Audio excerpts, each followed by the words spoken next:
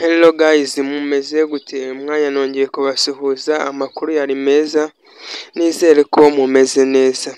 Ya mbere ya byose mbanje kubashimira mwebwe mudahwema kudukurikirana umunsi ku wundi kuri uno muyoboro wacu. Tudatinze twagarutse na cya kibazo cyacu cy'umunsi, ariko niba uri mushyashya akaba aribwo ugitungukira kuri uno muyoboro, kugira ngo utazajya ucikwa n'amasomo yacu n'ibijyanye na video zacu umunsi ku wundi, wakanda subscribe ugakora ku nzogera, ugakora ku kajambo kanditseho all, ukazajya ubona video zacu mu ba mbere utiriwe uzishakisha kuri YouTube mu yandi mavideo. Welcome.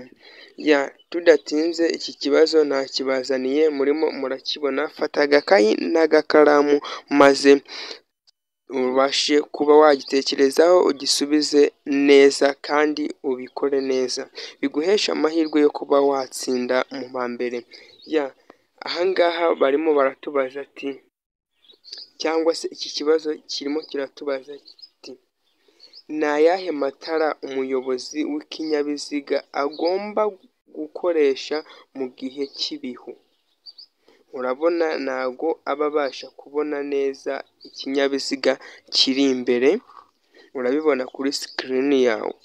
Ese ni ayahe matara aba yagakwiye gukoresha mu gihe cy'ibihu?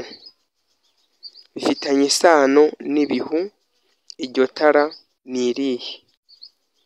Ryandike aho hasi muri comment, cyangwa uryandike ku gapapuro kawe urebe ko ari byo koko. Ndabashimiye. Niba iyi video hari icyo uri kubona wayivugaho, twandikire muri comment. Niba wifuza ko tuzajya dutanga n'ibisubizo byabyo mu gihe byananiranye, uri buze gukanda like, utwandikire muri comment. Ndabakunda, Imana ibarinde. Ciao ciao, naho ubutaha.